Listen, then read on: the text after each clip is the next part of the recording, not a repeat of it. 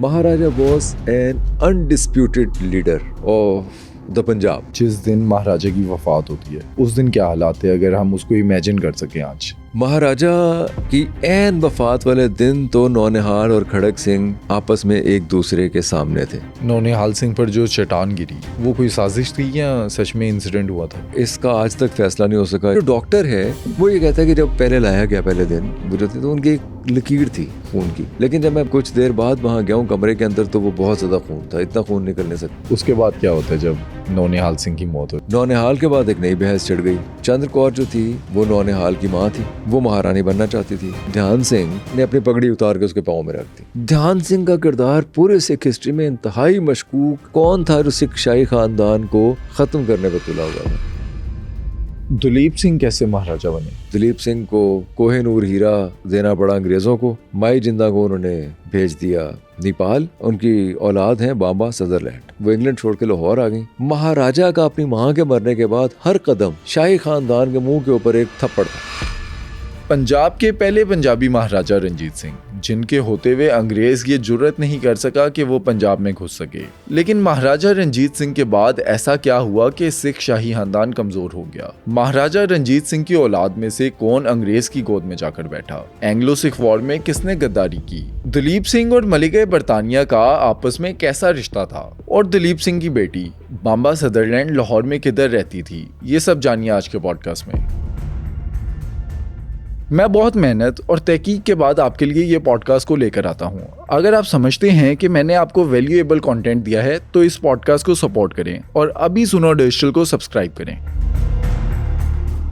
ज़िशान भी, महाराजा रंजीत सिंह की वफात के वक्त पंजाब की क्या सूरत हाल थी और दरबार की क्या सूरत हाल थी?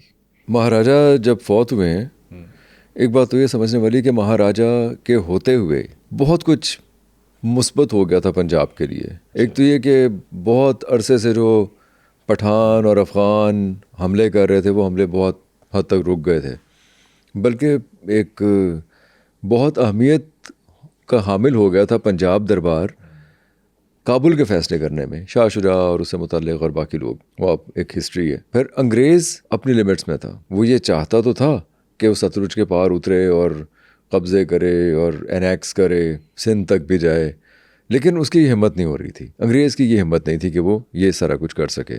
इसकी वजह क्या थी? उसकी वजह कि महाराजा की एक तो डिप्लोमेटिक एफर्ट्स बहुत शानदार थी, उनकी दानिशमंदी, फिर उनका एक बैलेंस ऑफ टेरर को कायम रखना महाराजा का। यानी महाराजा लड़े नहीं अंग्रेज़ के साथ, लेकिन अंग्रेज़ के साथ कहीं जैसे मुआहिदा अमृतसर में नज़र आता है 1809 का, गो के बाद में खिलाफ वर्जियाँ भी करता रहा, लेकिन महाराजा ने कहीं ना कहीं बैलेंस ऑफ टेरर भी कायम रखा। यानी अंग्रेज़ को ये एहसास रहा कि अगर वो जंग में जाते हैं महाराजा के साथ तो हो सकता है उन्हें मुँह की खानी पड़े।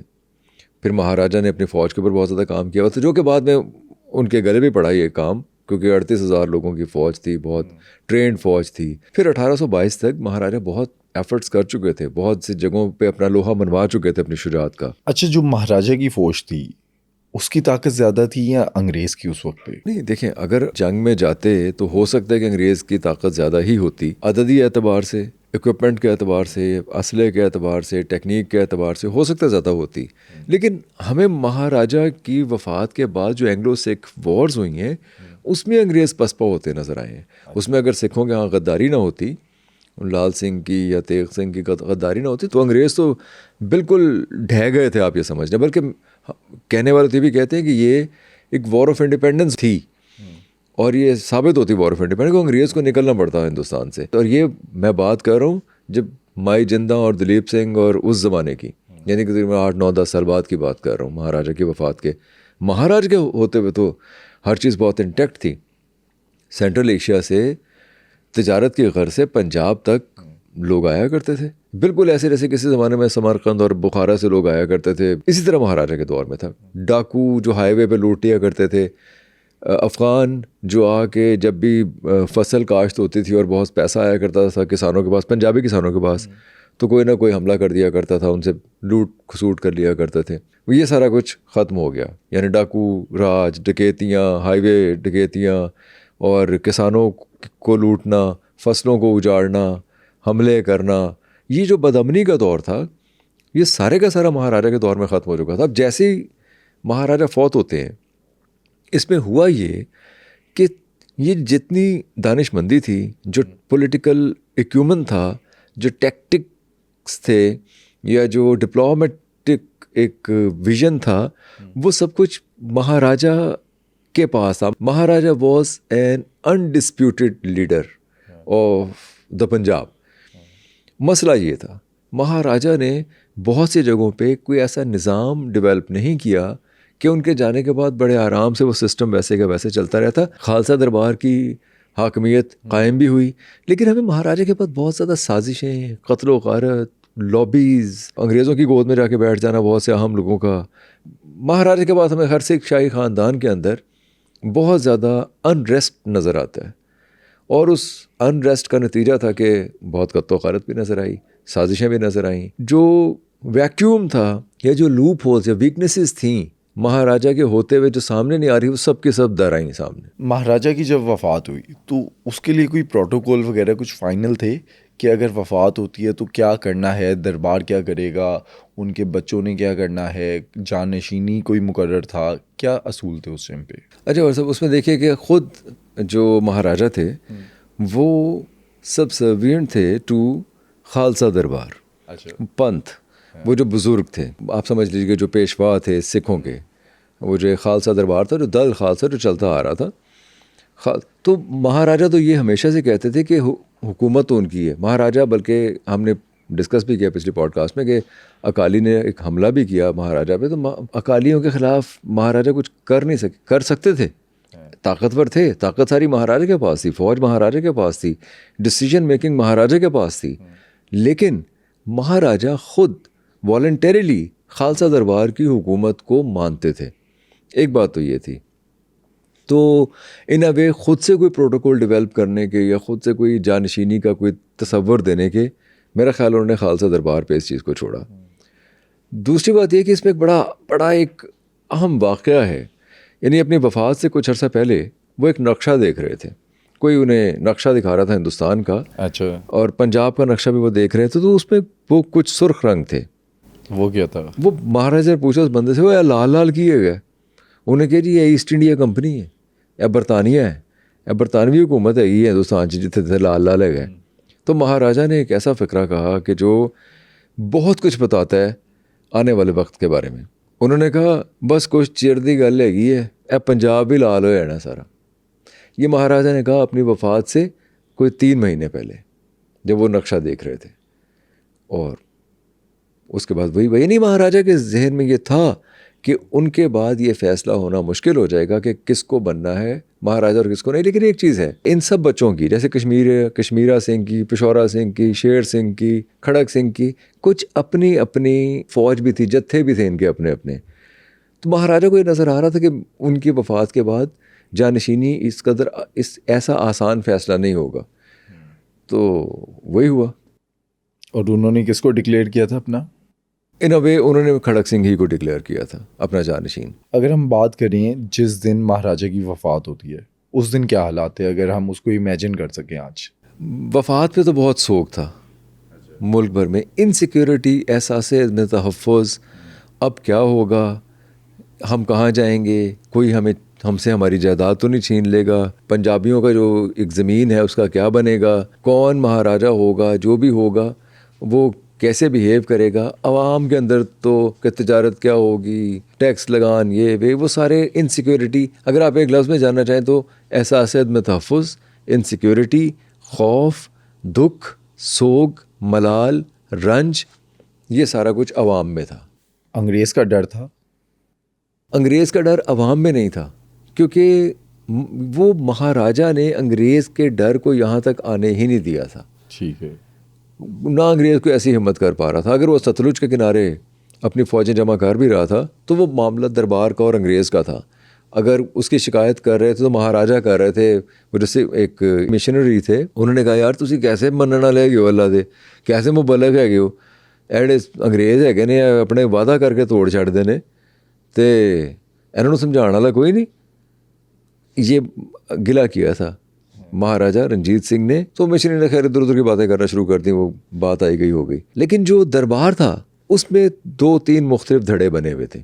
जैसे कुछ लोग थे, जैसे फ़कीर अज़ीज़ुद्दीन हैं, दीनानाथ हैं, ये लोग थे। ये तो एक साइड पे, जैसे मैंने अर्ज़ किया कि एक साइड पे हो गए थे। ये इनका ये ख्याल था कि अब जो भी महाराजा आएगा हमें तो रियासत के उमूर को संभालना, तो हम संभालेंगे और पहले की तरह से काम करेंगे जैसे कर रहे थे। अच्छा, पूरा दरबार जो था वो लॉयल था महाराजा के साथ? महाराजा के साथ तो लॉयल था। महाराजा के दरबार में आपको साजिशी नज़र नहीं आएंगे। अच्छा। महाराजा के दरबार में आपको कोई रेशा दबानियाँ भी इस तरह से नज़र नहीं आएंगी।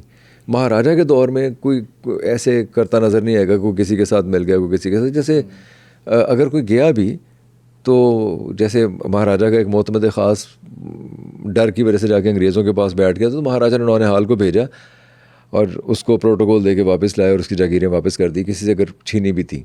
महाराजा ज़मीनें छीन भी लेते थे। छीनने से मुराद ये कि जैसे हरी सिंह नलवा की ज़मीन पे उन्होंने कब्ज़ा कर लिया, तो महाराजा ये कहते कि किसी की जो जागीरें हैं वो आपकी, अगर जागीर आपको दी है तो वो आपके बच्चों को मुंतकिल नहीं होगी, वो आपके जाने के बाद वापस फिर खालसा के पास आएगी, पंजाब के बाद हुकूमत के पास आएगी। वो फिर आप इतना रख सकते हैं कि आपके बच्चे उसमें से अपना रोज़गार या अपना ज़िंदगी गुजारने के सामान करते रहे, लेकिन ये नहीं कि बहुत बड़ी बड़ी जागीरें आप लेके बैठ जाएंगे। ये महाराजा के होते हुए भी हो रहा था और there was a wisdom in it. महाराजा किसी से ऐसी खामखा ज़मीनें नहीं छीनते थे। यही वजह थी कि जो इनसिक्योरिटी थी, अब इनसिक्योरिटी की सतह आप देख लें, अवामुन्नास में इनसिक्योरिटी ये है कि पता नहीं कौन आएगा, क्या होगा, कैसे सलूक करेंगे, क्या लगान की सूरत होगी, क्या तिजारत होगी, क्या वादे वईद होंगे। फ़ौज में ये था कि पता नहीं कौन पैसे देगा, क्योंकि 2-2 साल से फ़ौज को पैसे नहीं मिले थे, आम सिपाहियों को। उनकी शदीद नफ़रत डेवलप हो रही थी फॉरेनर्स के ख़िलाफ़, जो फ़ॉरेन जनरल से पैसे दे, या जो हाई रैंक ऑफिसर्स थे उनके ख़िलाफ़, क्योंकि उनको तनख्वाहें मिल रही थी। अब ये जो फ़ौज के लोग थे जिनमें इनसिक्योरिटी डेवलप हो रही थी, ये बातें मान रहे थे अपने लैंडलॉर्ड्स की, फ्यूडल्स की, जिनके ज़रिए भर्ती होके आते थे, या जो उन्हें प्रोटेक्ट करने का, फाइनेंशियली प्रोटेक्ट करने का दिलासा देते थे, पैसे लेके देने का। ये हम आगे रखकर डिस्कस करेंगे चंद कौर के और शेर सिंह के दरमियान। अच्छा, अगर हम बात करें, महाराजा को फ़ौज के जो मसाइल थे उसका इल्म था? महाराजा को बिल्कुल इल्म था। उसकी वजह कि फ़ौज कंट्रीब्यूट कुछ नहीं कर रही थी, लेकिन उनकी तादाद में बहुत ज़्यादा इजाफा होता जा रहा था। महाराजा के पेश नज़र मेरा ख़्याल है कि अंग्रेज़ों की बढ़ती हुई ताकत, रसूख और उनका बुरे इरादे थे। इसके पेश नज़र महाराजा को ये नज़र आ रहा था कि वो कभी भी सतलुज के पार उतर सकते हैं, एनेक्स कर सकते हैं, लड़ाई कर सकते हैं, जंग कर सकते हैं। इसलिए महाराजा उस फ़ौज को तैयार करने पे बहुत ज़्यादा इसरार करते थे। जाने हालांकि 1822 के बाद तो चीज़ें तय हो गई थी, कश्मीर तक थे, पेशावर से आगे नहीं जा रहे थे, इधर सिंध की तरफ से जा रहे थे, और बाउंड्रीज़ वैसे भी 1809 के मुआहदे अमृतसर में तय हो चुकी थी कि नहीं। लेकिन अगर आपने कहीं एनेक्स ही नहीं करना, कहीं टेरिटरी पे कब्ज़े नहीं करना, या कहीं जाना, तो आपको पैसे कहाँ से मिलेंगे। हालांकि महाराजा के दौर में लद्दाख तक ये लोग पहुँच चुके थे। महाराजा के बाद नौनिहाल के दौर में तिब्बत तक चले गए थे। ये डेवलपमेंट हुई सारी की सारी, लेकिन फ़ौज वो कंट्रीब्यूट नहीं कर रही थी। यानी फ़ौज इतना पैसा नहीं ला रही थी जो रियासत के उमूर को चला सके और उनकी तनख्वाहें निकाली जा सके। इसीलिए सिपाहियों की जो तनख्वाहें थीं वो 2-2 साल लेट हो रही थी और उनके अंदर शदीद अनरेस्ट था। तनख्वाहें ना मिलने की वजह से वो लॉयल्टीज़ भी शैटर्ड थी, जानिबदारी बहुत ज़्यादा थी फ़ौज के अंदर भी। जो जागीरदार थे उनका मामला ये था कि उनको छीन ना ले जागीरें, वापस ना ले ले कोई, ये मामला था। दरबार के अंदर जो लोग थे वो बटे हुए थे। जैसे फ्रांसीसी जनरल्स जो थे उनके बारे में कहा जाता है कि वो शेर सिंह की तरफ थे, और जो मेला राम या गुलाब सिंह, ये कुछ लोग थे, उनकी हमदर्दियाँ चंद कौर की तरफ थीं। अच्छा। और कुछ लोग जो थे वो नौनिहाल के साथ थे। तो ये दरबार में जो ख़ास थे उनकी लॉयल्टीज़ बटी हुई थी और वाज़ेह तौर पे बटी हुई थी। खड़क सिंह के साथ कौन था? चेत सिंह बाजवा।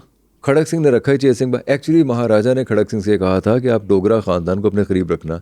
डोगरा हिंदू थे, अब पता नहीं हिंदू या सिख होने की वजह से, लेकिन बहरहाल खड़क सिंह ने डिपेंड किया चेत सिंह बाजवा पे, जो कि कज़न थे उनकी बीवी के। अच्छा। तो चेत सिंह बाजवा कोई बहुत अच्छे एडमिनिस्ट्रेटर नहीं थे, बहुत सेगेशियस नहीं थे, बहुत मामला फ़हम नहीं थे। उसने जो हरकतें करवाई महाराजा खड़क सिंह से वो ऐसी थी कि लोगों को बददिल किया, बेगाना किया, बरगश्ता किया और इनसिक्योर किया।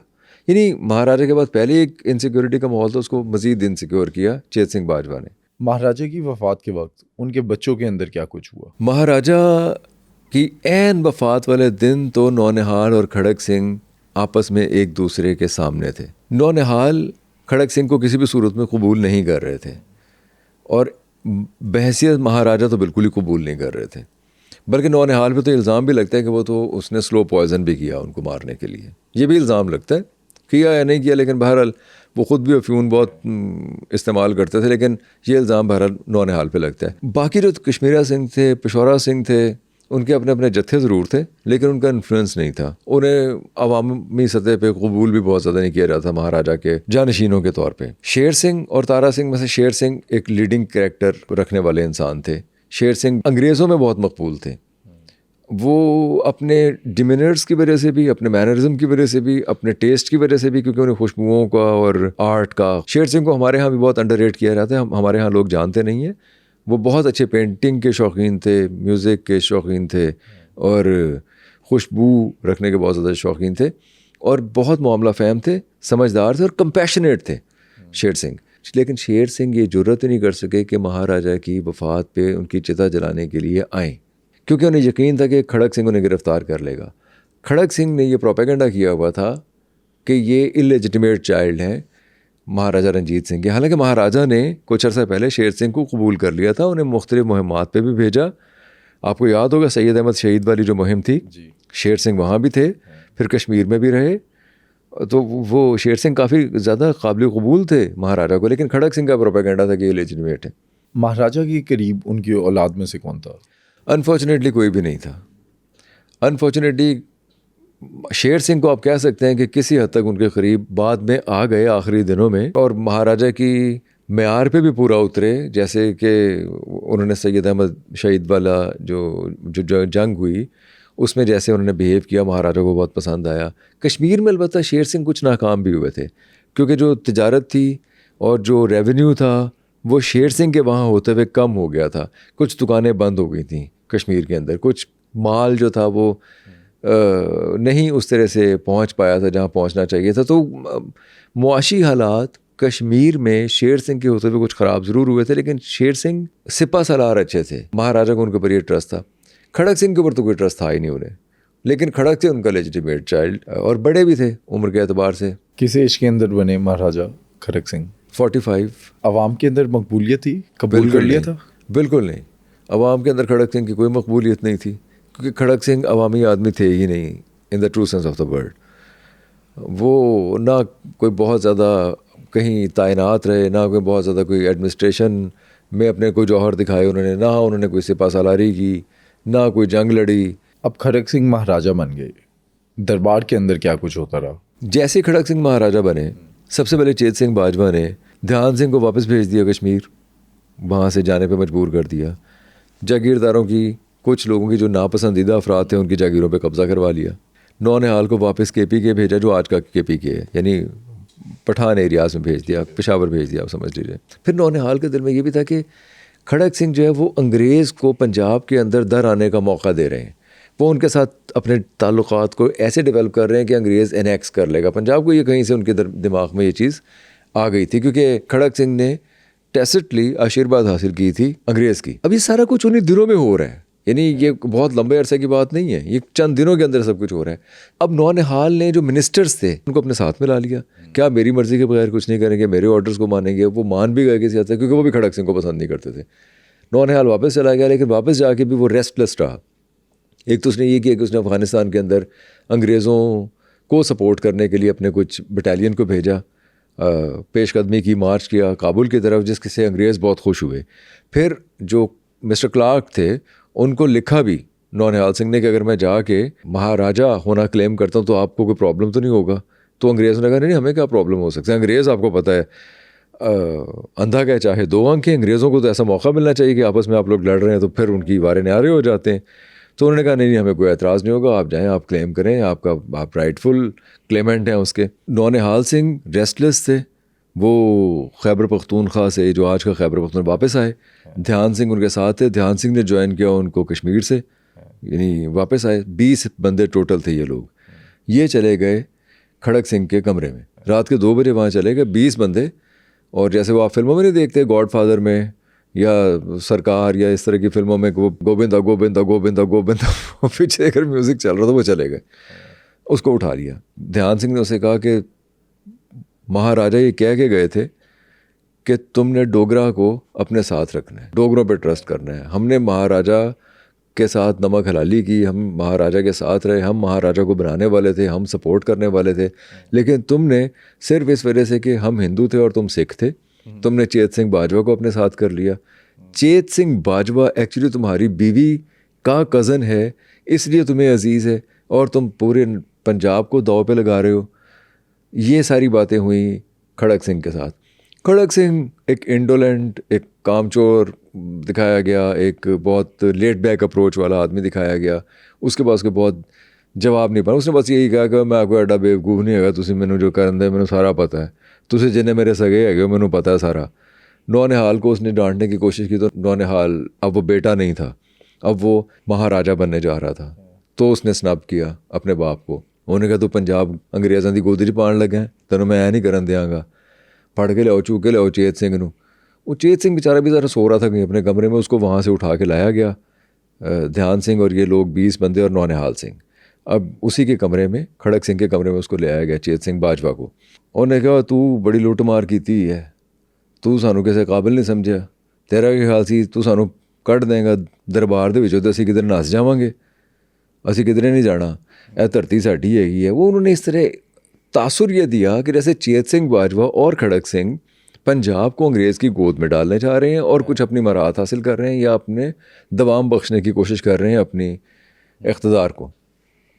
फिर उन्होंने कुछ इल्ज़ामात भी लगाए चेत सिंह के ऊपर कि तू फलां बंदे नू कढ़िया, फलां नू जायदाद कुर्क की है, फलां बंदे, क्योंकि लोग इसने किया था, चेत सिंह बाजवा ने कुछ लोगों के ख़िलाफ़ भड़काया था महाराजा को, और कुछ लोगों की जायदादें जब्त की थी जो कि पंजाबी जागीरदार थे। ज़ाहिर है उनके बगैर आप नहीं चल सकते थे, तो इन्होंने वो इल्ज़ाम उनके ऊपर लगाया, तो फलाने दी ज़मीन खोली, फलाने दी जायदाद खोली, तो मामा लगना है, तेरे प्यो दी सी, उन्होंने दी सी रंजीत सिंह ने। हुआ यह था कि महाराजा रंजीत सिंह ने जिन लोगों को जागीरें दी थी, जब वो फौत हुए महाराजा, तो फौरी तौर पे वो लोग इनसिक्योर हो गए। उन्होंने खड़क सिंह से आके पूछा कि यार साढ़े को कुछ कहोगे तो नहीं। खड़क सिंह तो ईजी, उसने कहा नहीं भाई जो जैसे जो वाह रहा भाई जो कुछ नहीं कहना मैं। लेकिन चेत सिंह बाजवा जो है वो ज़्यादा शाह से ज़्यादा शाह का वफादार था। उसने कहा नहीं जी नहीं, एनू तो फड़ो, एने तो एवं तरले मार के ज़मीन ली सी, एने तो खुशामद करके ली सी। उन्होंने मतलब भड़काया। अब ये चीज़ उन्होंने उसके मुंह पे कही चेत सिंह बाजवा के उन जागीरदारों के हवाले से जिनकी ज़मीनें उसने छीनी थी। यहाँ से बात बढ़ी और ध्यान सिंह जो है, ध्यान सिंह का किरदार पूरे सिख हिस्ट्री में इंतहाई मशकूक, इंतहाई शैतानत से भरा हुआ। किसकी साइड पे था वो ये नहीं पता चलता। अब आप जैसे जैसे प्रोसीड करेंगे इस पॉडकास्ट को, आप देखेंगे कि ध्यान सिंह की जो वफादारियाँ हैं वो समझ नहीं पाएंगे आपके किधर हैं। इवेंचुअली ध्यान सिंह खुद भी कत्ल हो जाता है आखिर में जाके संध्या वालों के हाथों। लेकिन यहाँ उसने बहुत बुरी तरह से स्टैब किया उसको, चेत सिंह बाजवा को, और पेट के अंदर, और उसकी आंतें बाहर निकाल दी, और बड़े ही गुस्से और शदीद रंज था उसे ध्यान सिंह को। नौनिहाल ने हाथ नहीं लगाया, कुछ लोगों ने उसको पकड़ा और पकड़ लिया था पहले, ताकि वो हिम्मत ना कर सके, हरकत ना कर सके, या कुछ आगे से रेजिस्ट ना कर सके, ताकि ये जो उसका जो कत्ल है वो बड़े आराम से हो जाए। मेरे ख्याल 3 या 4 ज़रबें लगाई होंगी उसको, तो वो बेचारा ढेर हो गया। खड़क सिंह के साथ क्या किया? अब नौनिहाल सिंह खुद महाराजा बन गया, लेकिन सेरेमोनियल सारे ओहदे खड़क सिंह के पास ही रहे। यानी कि वो डिसीजंस करेगा नौनिहाल सिंह, और सेरेमोनियल से ओहदे, किसी दावत जाना है, किसी पार्टी जाना है, किसी वफद ने मिलने के लिए आना है, ऐसे सारे जो प्रोटोकॉल हैं वो खड़क सिंह के लिए उसने रख दी। नौनिहाल सिंह की इतनी काबिलियत थी कि वो महाराजा बन सके? बिल्कुल इस काबिल था। आप देखिए कि नौनिहाल 19 बरस का है, और तिब्बत में, यानी जो हमारा आज का स्कर्दू है, स्कर्दू से एक पैगाम मिलता है नौनिहाल को जनरल जोरावर सिंह का, जो कि गुलाब सिंह का परवरता था। वो पैगाम ये है जी कि मैंने यहाँ पे, क्योंकि अवाम में मकबूलियत बहुत कम थी और अवाम पसंद नहीं कर रही थी अहमद शाह को, तो मैंने उसे उतार के मोहम्मद शाह को यहाँ का गवर्नर बना दिया। नौनिहाल सिंह के कान खड़े हो गए। उसने सोचा यार डोगरे जड़े ने ना मेरे सिर ते आ जाएंगे जी फैसले करते रहे। हो सकता है उसकी मकबूलियत कम हो, लेकिन नौनिहाल ने यहाँ से पैगाम भिजवाया कि आप अहमद शाह को ही दोबारा मुतमक्कन करें उस सीट पे, जो बल्तिस्तान की जो सीट है, मोहम्मद शाह को ना करें। डोगरों ने क्या किया, डोगरे बड़े तेज़ थे, उन्होंने जोरावर सिंह ने और गुलाब सिंह ने आपस में मिली भगत करके एक ऐसा गेम प्लान तैयार किया कि ना तो उसकी बात को माना और ना ही उसकी बात को रद्द किया, यानी जो जैसा था वैसे की बुनियाद पे चलता रहा। उन्होंने एक नया काम कर दिया। एक्चुअली उनकी अमलदारी माइंस पे थी, नमक की माइंस थी उनके ऊपर बहुत, और उनका जो रेवेन्यू था डोगरों का वो ज़्यादा वो नमक की कानों से आया करता था।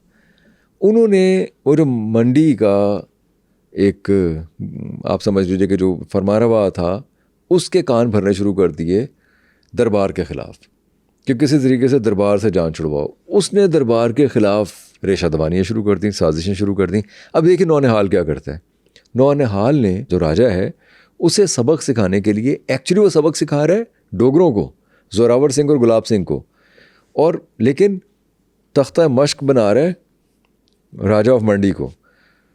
उसने भेजा किसे, अजीत सिंह संध्यावाला और वेंटुरा, यानी अजीत सिंह संध्यावाला जो डाई हार्ड मुखालिफ है डोगरों का, उसको भेजा, साथ वेंटुरा को भेजा। इन दोनों ने जाकर राजा ऑफ मंडी को पकड़ लिया, राजा ऑफ मंडी को उनका दिमाग ठीक कर दिया। अब यहाँ से थोड़े हाथ होने भी हो गए गुलाब सिंह वगैरह को, लेकिन गुलाब सिंह या डोगरे बहुत तेज़ थे।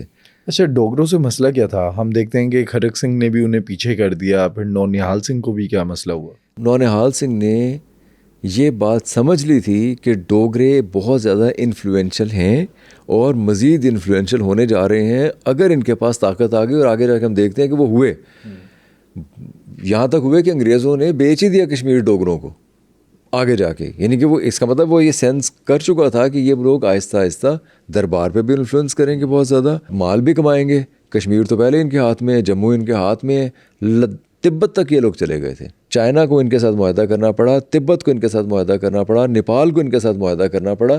तिब्बत, चाइना, नेपाल, इन तीनों मुल्कों तक इन लोगों का असर रसूख फैल गया था पंजाबियों का, डोगरों के ज़रिए। अब जहाँ इस हद तक एक्सपेंशन हो जाए, ये अब रंजीत सिंह के बाद की बात है सारी, तो नौनिहाल इसको चेक करना चाहता था। वो ये चाहता था कि एक्सपेंशन हो, वहाँ तक हम पहुँचें। ख़ुद नौनिहाल काबुल तक जा रहा था, अंग्रेज़ों की आशीर्वाद उसे हासिल थी काबुल तक जाने में, क्योंकि वो चाह रहे थे कि काबुल के अंदर उन्हें ज़रूरत थी, पंजाबियों की ज़रूरत थी अफ़गानों को ज़रा टेम करने के लिए, वो कंट्रोल करने के लिए, क्योंकि उनकी जो खाना जंगी आपस में चल रही थी। तो ये सब कुछ हो रहा था। नौनिहाल सिंह इन सारे महाज़ों के ऊपर डिप्लोमेटिकली भी चल रहा था और प्रैक्टिकली भी चल रहा था फ़ौज को लेके। उसको ये अंदाज़ा था क्योंकि सॉल्ट माइंस से उनके बहुत ज़्यादा अखराजात पूरे होते हैं। उसने फिर ये किया, उसने अपने लोगों को भेजा, इन्हीं को, वेंटूरा को और टैक्स सॉल्ट के ऊपर बहुत कम कर दिया ताकि लोगों को बहुत सस्ते नरखों पे सॉल्ट मिल सके। अवामी हमदर्दियाँ नौनिहाल के पास आ रहे हैं। ये वो चीज़ें थी जो नौनिहाल बॉर्डर पे कर रहा था, कश्मीर के बॉर्डर पे, तिब्बत चाइना के साथ कर रहा था, अफ़गानिस्तान के बॉर्डर पे कर रहा था। अंग्रेज़ों की हमदर्दियाँ भी इसलिए नौनिहाल सिंह को हासिल थी, और ये सब कुछ वो 19 साल की उम्र में कर रहा था। अगर हम अंदाज़ा लगाएं, खड़क सिंह का जो अंग्रेज़ों से ताल्लुक़ था और फिर जो नौनिहाल सिंह का अंग्रेज़ों से ताल्लुक़ था, ज़्यादा करीब कौन था? देखिए, खड़क सिंह तो सिर्फ ये चाहता था कि उसके इक़्तिदार को कोई चैलेंज ना करे, इसलिए वो चाहता था कि अंग्रेज़ उसे थोड़ा पेटर्नाइज़ कर ले। अच्छा, तोहफ़े तहाइफ देने की हद तक, और माईवा भाग लगे रहन टाइप, इस टाइप का उसका मिजाज था अंग्रेज़ों के साथ। नौनिहाल सिंह गिव एंड टेक पे चल रहा था। नौनिहाल सिंह को ये अंदाज़ा था कि अफ़गानिस्तान में अंग्रेज़ों को पंजाबी सिपाह की, पंजाबियों की ज़रूरत है। वो पहले उनकी ज़रूरत को पूरा कर रहा था अफ़गानिस्तान के अंदर, ताकि उनके इंटरेस्ट इंटैक्ट रह सकें। फिर वो ने ये कह रहा था कि आप मुझे महाराजा तस्लीम करें अगर मैं, और फिर भी ज़रा इस तरह कर रहा था डिप्लोमेटिकली कि अगर मैं वहाँ जाता हूँ और मैं जाके महाराजा बनता हूँ या मैं खड़क सिंह को मासूल करता हूँ तो आपको तो कोई प्रॉब्लम नहीं। क्लार्क से उन्होंने कहा, अंग्रेज़ों ने कहा हमें कोई प्रॉब्लम नहीं है, क्योंकि उनका इंटरेस्ट ऐसे पूरा हो रहा था अफ़गानिस्तान के अंदर भी और पंजाब के अंदर भी। नौनिहाल ज़्यादा प्रैक्टिकल ग्राउंड्स पे उनके साथ डील कर रहा था। फिर वो यंग था। फिर एक और चीज़ है, पंजाब के अंदर नौनिहाल के आने के बाद हमें नज़र आता है कि पंजाब में सिक्योरिटी वापस आ गई थी। पंजाब में लोगों का जो एहसास अदम तहफ़्फ़ुज़ था वो ख़त्म हो गया था। लोग ज़्यादा ट्रस्ट कर रहे थे नौनिहाल सिंह पे। जब नौनिहाल सिंह महाराजा बने, ये मौरख़ीन लिखते हैं क्या नौनिहाल सिंह भी अंग्रेज़ों का मोहरा बना हुआ था? नहीं, अंग्रेज़ों का मोहरा नहीं था। अफ़गानिस्तान के अंदर दोनों का एक ही इंटरेस्ट है, क्योंकि देखिए हमले तो अफ़गानिस्तान से होते थे ना। महाराजा रंजीत सिंह की कामयाबी तो यही थी ना कि पठान और अफ़गान के हमले को रोका जा सके। अब आप अगर किसी के रीजन में जाके उसे क्वेल करते हैं या उसकी बगावत को रोकते हैं या उनकी जो रेशा दवानी उन पर प्ले करते हैं जो आपस में हैं, या इक़्तिदार की जंग के अंदर एक अहम पार्टी बन रहे हैं, तो नथिंग लाइक दैट। अंग्रेज़ भी यही चाहता था, नौनिहाल भी यही चाहता था, क्योंकि नौनिहाल का इंटरेस्ट ये था कि उन्हें जब अपनी मर्ज़ी का बंदा अफ़गानिस्तान में जाके बिठा देंगे तो वो ज़ाहिर पंजाब पे हमला नहीं करेगा कभी भी, कमज़ोर हो जाएंगे हम यानी जैसे आज हम अफ़गानिस्तान के बारे में सोचते हैं ऐसे वो भी सोच रहा था। स्ट्रेटेजिक डेप्थ के तौर पे देख रहा था वो अफ़गानिस्तान को। खड़क सिंह की मौत कैसे होती है? खड़क सिंह अफ्यून बहुत ज़्यादा इस्तेमाल करता था। कहा ही जाता है कि नौनिहाल ने उसे आहिस्ता आहिस्ता स्लो पॉइजन भी किया था। सच में किया था? मौरखीन तो ये कहते हैं कि किया था। ये तो इवन खुशवंत सिंह भी, जो कि बहुत अनबायस्ड हैं अब तारीख़ लिखने में, वो भी यही लिखते हैं। और यही कहा जाता है कि चंद्र कौर ने, उसकी माँ ने, और नौनिहाल सिंह ने ये अहद लिया था किसी से कि हम उसे, मतलब जब ये कहा गया था नौनिहाल सिंह से कि आप महाराजा बने, तो उन्होंने कहा था पहले इसको आगे से हटाओ रास्ते से, खड़क सिंह को। तो इसलिए वो सपोर्ट किया था पॉइजन करने में। कर भी सकते हैं, नौनिहाल सिंह बहुत स्मार्ट आदमी था। नौनिहाल सिंह पर जो चट्टान गिरी वो कोई साजिश थी या सच में इंसिडेंट हुआ था? ये भी बहुत ज़्यादा, इसका आज तक फैसला नहीं हो सका। इस पर मौरखीन बहुत ज़्यादा बटे हुए हैं। एक्चुअली जब चिता को जला के, महाराजा खड़क सिंह की चिता को जला के वापस आ रहे थे, तो नौनिहाल सिंह के साथ उधम सिंह था जो कि गुलाब सिंह का बेटा था। अच्छा। खुद ध्यान सिंह था और कुछ दूसरे लोग थे। उधम सिंह तो मौके पे फौत हो गया था, चट्टान गिरने से उधम सिंह फौत हो गया, जो कि गुलाब सिंह का बेटा था और भतीजा था ध्यान सिंह का। ध्यान सिंह की चोटें आईं और इसकी स्कल टूट गई थी नौनिहाल सिंह की। इसको उठा के लाया गया महल में और वहाँ उसकी तीमारदारी की। वो जो डॉक्टर है जिसके बारे में मौरखीन कहते हैं कि उसका कहा कोई बहुत अहमियत का हामिल नहीं है, क्योंकि वो ये कहता है कि जब पहले लाया गया पहले दिन वो जो थे तो उनकी एक लकीर थी खून की, लेकिन जब मैं कुछ देर बाद वहाँ गया हूँ कमरे के अंदर तो वो बहुत ज़्यादा खून था, इतना खून निकल नहीं सकता था, नहीं किसी ने कोई ज़रब लगाई थी, उनको मारा था, कत्ल किया था। कुछ मौरखीन ये भी कहते हैं कि जो कोहार नौनिहाल सिंह को उठा के महल तक लेके गए थे, वो कोहार बाद में पता नहीं चले किधर गए। लेकिन इसमें जो कन्हैया लाल हिंदी हैं हमारे, या कुछ जो सिख मौरखीन हैं, वो इस बात को नहीं मानते। वो ये कहते हैं कि चट्टान एक्चुअली, एक तो उधम सिंह फौत हुआ, फिर खुद ध्यान सिंह साथ था, उसे साथ नहीं होना चाहिए था। अगर चट्टान ही गिरनी थी तो कुछ ये तो नहीं पता कि चट्टान ने कहाँ गिरना, साथ साथ ही जा रहे होंगे ना। या अगर साजिश ही होनी थी, अगर साजिश ही होनी थी तो साथ क्यों था। लेकिन हम ये भी देखते हैं, जैसे आजकल का हम अमेरिका और इन की साजिशों को देखते हैं, और अपना बंदा भी नाल मरवा चढ़ देने जब किसी को किसी के ख़िलाफ़ साजिश करनी होती है तो उसमें हकीकत का रंग भरने के लिए अपना बंदे की भी कुर्बानी दे देते हैं। तो लेकिन बहरहाल इस चीज़ पे लोग बटे हुए हैं, मौरखीन बटे हुए हैं कि ये साजिश थी या चट्टानगिरी थी। कहा यह जाता है कि क्योंकि वो चिता को जलाते हुए तोपों की सलामी दी गई थी, तो तोपों की सलामी की वजह से चट्टान कमज़ोर हो गई थी और ऐन उस वक्त वहाँ से गुजरे तो चट्टान उनके ऊपर गिर गई। चट्टान वेट कर रही थी, चट्टान इंतज़ार कर रही होगी कि कदों नौनिहाल लंघेगा तो कदों में उतरेगा। उसके बाद क्या होता है जब नौनिहाल सिंह की मौत हो जाती है? नौनिहाल सिंह की मौत ने वैसे पंजाब को बहुत सख्त नुकसान पहुँचाया। वो बहुत स्मार्ट था, बहुत अच्छा महाराजा बन सकता था और थोड़ी तारीख इसकी लंबी हो सकती थी सिख शाही ख़ानदान की, अगर नौनिहाल ज़िंदा रहते तो। नौनिहाल के बाद एक नई बहस छिड़ गई कि अब महाराजा कौन बनेगा या महारानी कौन बनेगी।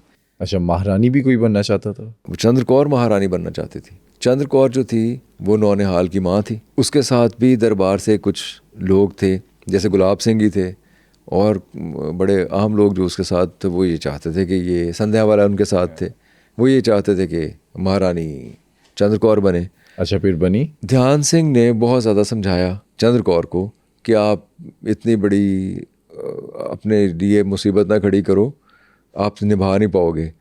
फिर कुछ शराइत भी रखी, मसलन उसने ये शर्त रखी कि आप शेर सिंह के साथ शादी कर लो। ये शर्त एक्चुअली ध्यान सिंह ने पेश की थी चंद्र कौर को। चंद्र कौर ने कहा वो, अब मैं अंग्रेज़ी में आपको लफ्ज़ बता देता हूँ, आप उसकी पंजाबी कर लें। उन्होंने कहा वो तो इलैजिटिमेट है, मैं तो ਉਹਨੂੰ ਮੰਨਦੀ नहीं, तू मैनू कहना ਉਹਦੇ ਨਾਲ ਵਿਆਹ कर लै तो मैं ਉਹਦੇ ਪੁੱਤਰ ਨੂੰ अडॉप्ट कर लवां। वो नहीं मानी। इस चीज़ के ऊपर काफ़ी लेदे हुई, काफ़ी बहस मुबासा हुआ। कहा जाता है कि बौरखीन लिखते हैं कि ध्यान सिंह ने अपनी पगड़ी उतार के उसके पाँव में रख दी कि इंज ना कर, महारानी ना बनन दा ख्वाब वेख, तू चीफ एग्जैक्टिव ऑफिसर बन जा, चीफ मिनिस्टर बन जा, कोई चीफ एडवाइज़र बन जा, कुछ बन जा, महारानी ना बन। अच्छा, ये भी कहा जाता है कि उन्होंने एग्जाम्पल भी दी कि अगर ब्रिटेन में क्वीन बन सकती है तो मैं क्यों नहीं। हाँ, ये हुआ, लेकिन इसमें एक मसला था कि बरतानवी जो क्वीन थी वो लोगों के सामने जाती थी। उनका एक रिवायत चलती आ रही थी ख़वातीन के बनने की, क्वीन एन, और पहले से रिवायतें चलती, एलिज़ाबेथ थी, वो तो पहले से रिवायतें चलती आ रही थी। हमारे यहाँ ऐसी कोई रिवायत पंजाब में नहीं थी। बड़े सगीर में थी। हाँ, बड़े सगीर में तो थी। बड़े सगीर में तो महारानियाँ, वो तो मुख्तलिफ़ रियासतों की महारानियाँ अपने शौहरों के मरने के बाद या कत्ल होने के बाद कोई ना कोई बनती रही कहीं ना कहीं। झांसी की रानी या दूसरे हम देखते हैं, साउथ इंडिया के अंदर भी हम देखते हैं, लेकिन हमारे यहाँ पंजाब में कोई ऐसी रिवायत नहीं थी। उसकी एक वजह थी, उसकी वजह थी कि पंजाब में ये पर्दा करती थी जो ख़ातीन थी, सिख ख़ातीन पर्दा करती थी। महारानी चंद कौर भी लोगों के सामने नहीं जाती थी और इवन जिंदा भी नहीं जाती थी। ये ख़वातीन एक पर्दा बीच में हमायल करके और फिर लोगों से बातचीत किया करती थी। ये जो महारानी, तो इस तरह एक इनडायरेक्ट हुकूमत को चलाना इनके बस की बात नहीं थी। फिर सबसे अहम चीज़ ये थी कि शेर सिंह के साथ लॉयल थी फ़ौज, फ़ॉरेन जो ऑफिसर्स थे वो भी, और जो आपके जो बड़े रैंक के जो ऑफिसर्स थे वो भी शेर सिंह के साथ लॉयल थे। तकरीबन 28,000 लोग थे फ़ौज के शेर सिंह के साथ, और 5 से 6,000 लोग थे चंद्र कौर के साथ, जब भी लड़ाई भी हुई है शेर सिंह की चंद्र कौर के साथ। लेकिन महारानी वो बन गई, महारानी चंद कौर। दरबार ने कबूल कर लिया।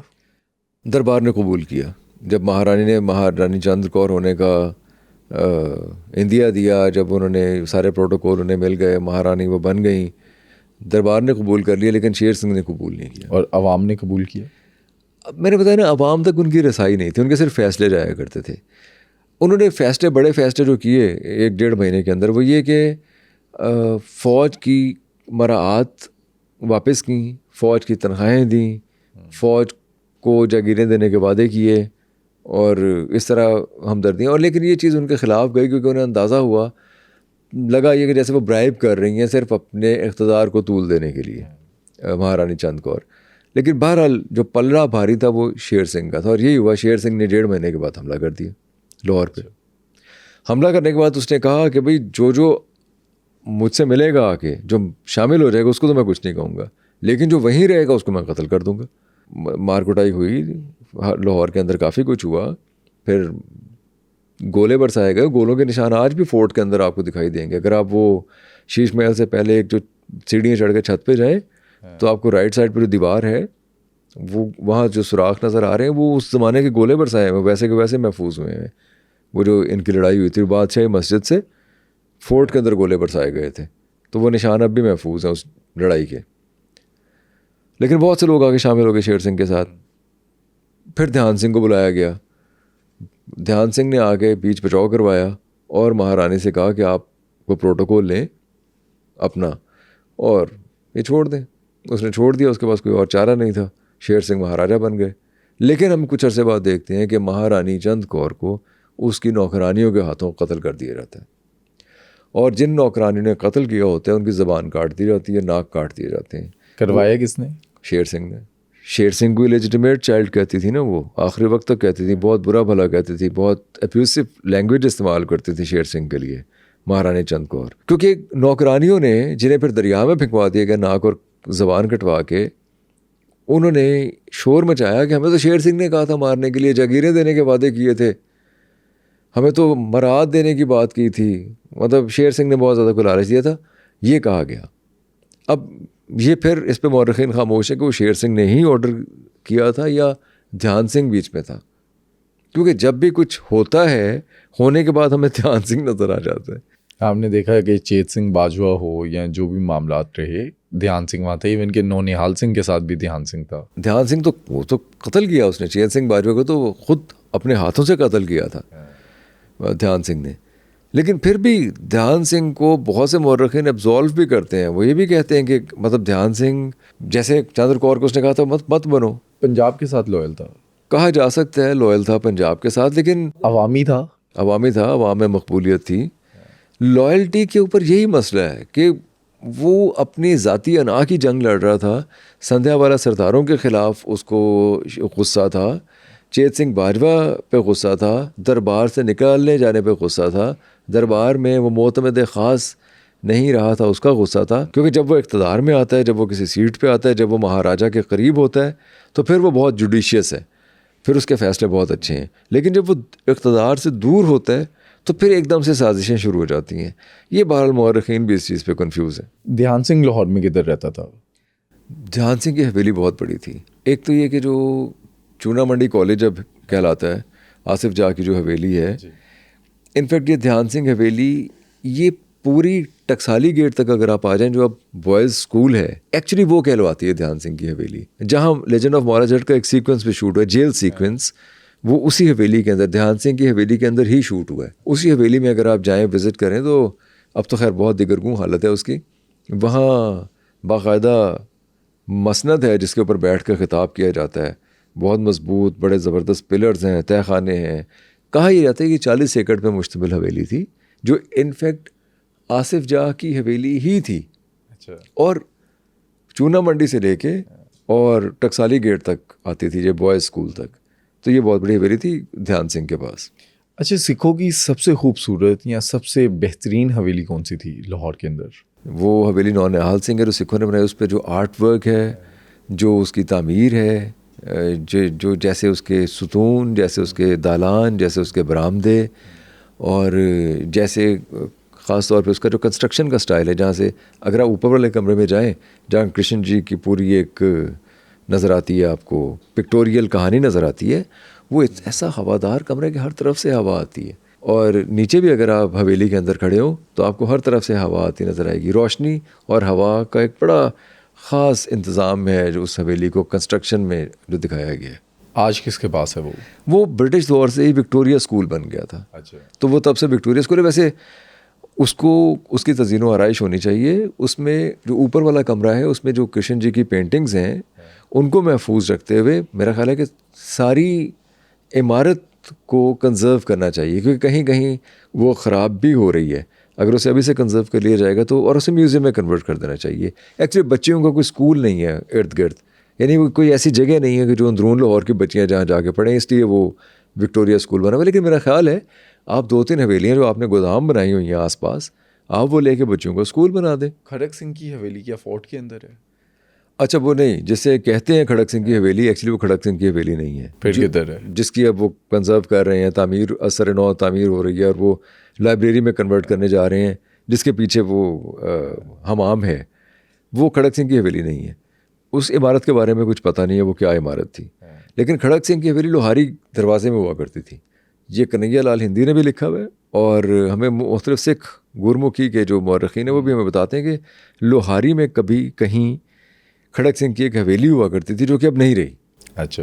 अब वो है नहीं। अब वो या तो ऐसे भी हुआ कि बहुत सी हवेलियों के टुकड़े हो गए, बहुत सी हवेलियों पे जब कब्ज़े हो गए तो लोगों ने थोड़ी तामीरात भी कर ली, कुछ कमर्शियल हो गई, कुछ लोगों ने अपने बांट लिए, ख़ानदानों ने आपस में, जो लोग अमृतसर से यहाँ पे हिजरत करके आए। तो अब वो खड़क सिंह की हवेली हमें इल्म नहीं है कहाँ पे है। शेर सिंह के अंदर वो काबिलियत थी कि वो पंजाब का महाराजा बन सके? अच्छा, बिल्कुल, बड़ा अच्छा सवाल है। एक्चुअली शेर सिंह को बहुत अंडर एस्टिमेट किया जाता है। शेर सिंह के बारे में कोई जानता भी नहीं है बहुत ज़्यादा। शेर सिंह की समाधि, बल्कि जब हम विज़िट करने गए तो हमने मकामी लोगों से पूछा, आसपास के लोगों से, बिल्कुल करीब जो रहते हैं, कि शेर सिंह की समाधि है, तो किसी को शेर सिंह का पता नहीं था। ये बहुत अनफॉर्चुनेट है। शेर सिंह में बिल्कुल ऐसी काबिलियत थी। शेर सिंह जब महाराजा बने हैं, आप ये देखिए कि जो सिख आर्ट शेर सिंह के दौर में प्रमोट हुआ, यानी कि इटालियन पेंटर हैं जो शेर सिंह के ज़माने में यहाँ आए, उनके दरबार में उन्होंने बड़ी शानदार पेंटिंग्स बनाई जो लाहौर में मौजूद हैं। शेफ्ट जिनका नाम है, अच्छा। यूरोप में भी नुमाइश होती रही उन पेंटिंग्स की। फिर उन पेंटिंग्स को पाकिस्तान भी लाया गया, हमारे पास भी मौजूद हैं, यूरोप में भी मौजूद हैं। उन्हें जो सुपरविजन हासिल थी वो महाराजा शेर सिंह की हासिल थी। फिर हम शेर सिंह को देखते हैं कि तिब्बत में, स्कर्दू में, वो चाइना, नेपाल और तिब्बत के साथ जो मामलात हैं वो उनके दौर में आगे सेटल हो गए थे। शेर सिंह के दौर में आगे वो चीज़ें वाज़ेह हो गई थी। फिर अंग्रेज़ मुसलसल चक्कर चलाता रहा और वो चक्कर चला रहा था। मसलन एक चालाकी उसने ये की कि जो माल जाया करता था कश्मीर से गुजर के, उस पर महसूल हुआ करता था। अंग्रेज़ को जब ये नज़र आना शुरू हुआ कि हम आ जाएंगे पंजाब के अंदर कुछ अरसे में, तो उन्होंने ऐसा डील किया कि ये महसूल ख़त्म कर दिया जाए। वो महसूल ख़त्म करवा दिया। शेर सिंह ने जो तिजारत थी वो जहाँ रिलैक्स कर सकता था रिलैक्स किया ताजरों को। अंग्रेज़ों के साथ भी उसने बड़े अच्छे मरासिम अपने रखे और चाइना के साथ भी मुआहदे पे मोहर जब्त की। लेह और लद्दाख से आगे नहीं जाएंगे। ये सारा कुछ शेर सिंह के दौर में हो गया था, फाइनल हो गया था। अच्छा, रंजीत सिंह की जो क्वालिटीज़ थी उनकी औलाद में से किस में आई? नौनिहाल सिंह में भी थी और शेर सिंह में भी थी। क्योंकि देखिए बहुत कम होता है कि एक शख्स बैक वक्त एक एक्टिविस्ट भी हो और एक वाइज मैन भी हो, यानी कि वो इंटेलेक्चुअल भी हो और एक्टिविस्ट भी हो।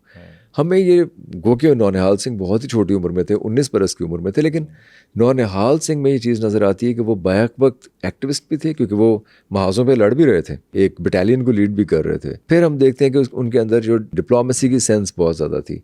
उन्हें पता था कि मैंने किस शख्स को किस वक्त कैसे इस्तेमाल करना है। जैसे मैंने कहा ना, डोगरों को टेम करने की भी कोशिश की, ये नज़र आता है। फिर सबसे बड़ी बात है कि आपके होने से, आपकी मौजूदगी से जो आवाम है उनमें सिक्योरिटी का एहसास हो। सबसे बड़ी बात तो ये होती है, ये सबसे बड़ी चीज़ है। ये नौनिहाल सिंह के होते भी था, ये शेर सिंह के होते हुए भी था। शेर सिंह भी ऐसे ही थे, आर्ट लवर थे, सिपागरी में बहुत अच्छे थे, जंगजू बहुत अच्छे थे, और उनके होते हुए सिक्योरिटी का एहसास भी पंजाब में बहुत ज़्यादा था। शेर सिंह दूर अंदेश थे, अंदाज़ा लगा सकते थे कि उनके बाद जो है वो अंग्रेज़ कब्जा कर लेगा। शेर सिंह दूर अंदेश थे, अच्छा। लेकिन शेर सिंह के अंदर एक रंजीत सिंह वाला एक अंसर था कि वो बहुत ज़्यादा ट्रस्ट किया करते थे और वो बदएतमादी की फ़ज़ा कायम नहीं करते थे। वो किसी पे, बल्कि रंजीत सिंह में फिर भी ये था कि वो बंदे को जज कर लिया करते थे। इसमें हुआ ये कि संध्या वाला जब चंद्र कौर कत्ल हो जाती हैं, शेर सिंह आके महाराजा बन जाते हैं, तो संध्या वाला जो सरदार थे वो जाके बैठ जाते हैं अंग्रेज़ की गोद में। अंग्रेज़ों ने उन्हें संभाल लिया, जो कि अंग्रेज़ हमेशा करते हैं। वो गद्दारों को और साजिशों को, जो साजिश करने की काबिलियत रखते हों, उन लोगों को अपने पास संभाल के रखते हैं। वो आज भी करते हैं। वो आज भी करते हैं। तो उन्होंने उस वक्त भी किया, उन्होंने संध्या वालों को अपने पास रख लिया। अब एक ख़ास वक्त पे जब उन्हें नज़र आया कि शेर सिंह तो ताकत वैसे ही पकड़ रहे हैं जैसे कि रंजीत सिंह की थी, क्योंकि शेर सिंह ने अफगानिस्तान के अंदर मामला सेट कर दिए थे। वो तो अपनी काबुल को साथ में लाने के चक्कर में थे शेर सिंह, और पंजाब के अंदर भी अमन कायम हो गया था। फिर वही तजारत पर मामला सारे शुरू हो गए थे, दरबार भी सेटल हो गया था, जो रखने थे वो भी सारे ख़त्म हो गए थे, लोग भी मरकूज़ हो रहे थे एक ताकत के एक मरकज़ के ऊपर। ये चीज़ अंग्रेज़ के आने वाले जो अज़ाइम थे सिंध तक पहुँचने के, सतलुज के पार जाने के, पंजाब को एनेक्स करने के, उनमें रुकावट बन रहे थे शेर सिंह। अब उन्होंने ये किया कि वो जो संध्या वाला सरदार थे, रिक्वेस्ट की शेर सिंह से कि यार उन्होंने वापस ले लो, ए भरा आप समझो अपने छोटे भरा ने ताड़े, वापस ले लो, कोई गल नहीं, गलती हो जाती है, बंदा बशर है, कोई ऐसी गल नहीं। शेर सिंह ने वापस ले लिया। शेक्सपियर कहता है जो शख्स एक बार आपके एतमाद को ठेस पहुंचाए उस पर कभी एतबार ना करो। यहाँ यह कि कंपैशन तो उनका वही था जो महाराजा रंजीत सिंह था, मुआफ़ करने वाला। Ranjit Singh used to forget their enemies but he didn't forget their names. उन्हें ये पता था कि यार ये बंदा एक बार धोखा दे चुका, दोबारा भी देगा, वो ट्रस्ट नहीं करते थे। शेर सिंह ने ये नहीं किया, यही उनका हमार्शिया था। उन्होंने संध्या वालों के ऊपर एतबार कर लिया। वही हुआ, एक मार्च पास था, संध्या वाला की जो बटालियन थी उसको देखना था मार्च उनका, यहीं जहाँ उनकी समाधि है अब बेगमपुरा में, अच्छा। कोट ख्वाजा सईद के पास। यहाँ वो देख रहे थे, संध्या वालों ने आके एक अंग्रेज़ों की बनी हुई राइफ़ल पेश की अजीत सिंह संध्या वाला ने महाराजा शेर सिंह को। अभी वो राइफ़ल पकड़ ही रहे थे, उसने गोली चला दी, महाराजा को कत्ल कर दिया। और फिर बड़ा लर्जा खेज़ ये कि महाराजा का सर काट के नेज़े के ऊपर लटकाया गया। फिर उनके जो छोटा बच्चा था 12 साल का था, कंवर प्रताप सिंह, उसको कत्ल किया गया, उसका सर काटा गया, उसको नेज़े पे लटकाया गया। वो ले के सर घूमते रहे पूरे लाहौर के अंदर, वो सिर्फ अपनी धाक बिठाने के लिए। संध्या वाला यानी उन्होंने कुदूरत ऐसी खौफनाक अपने दिल में रखी हुई थी इनके ख़िलाफ़। कुदूरत क्या थी? पीछे अंग्रेज़ बैठा हुआ था, अंग्रेज़ की हलाशेरी थी सिख शाही ख़ानदान को ख़त्म करने की। ये पंजाबी थे, खुले दिल के थे, ओपन हार्टेड थे। इन्होंने ट्रस्ट किया उनके ऊपर, इन्होंने ट्रस्ट किया, उन्होंने छुरा घोंप दिया, वो लेके फिरते रहे। अच्छा, उन्होंने फिर एक और चाल भी चली, उन्होंने डोगरा ख़ानदान को भी बुलाया कि आओ वंड के खाइए। मान गए डोगरा मान गए। डोगरों में ध्यान सिंह मान गया। ध्यान सिंह का बेटा हीरा सिंह और उसका भाई वो कहीं पीछे रहे, वो आगे नहीं आए। वो लाहौर से बाहर एक कैंप लगा के बैठ गए। ध्यान सिंह पकड़ में आ गया। ध्यान सिंह आया, उन्होंने ध्यान सिंह को कत्ल करके उसकी खोपड़ी, बहुत ही बुरा सलूक किया उनके साथ। फिर बस बेहुरमती की, उसकी लाश की टुकड़े कर दिए उसकी लाश के। जब उन्हें पता चला हीरा सिंह को और उनके भाई को, वो भाग गए वहाँ से। जो कश्मीरा सिंह और पेशौरा सिंह थे, उनको किसने मारा? कश्मीरा सिंह और पेशौरा सिंह की कहानी बिल्कुल ही मुख्तलिफ है।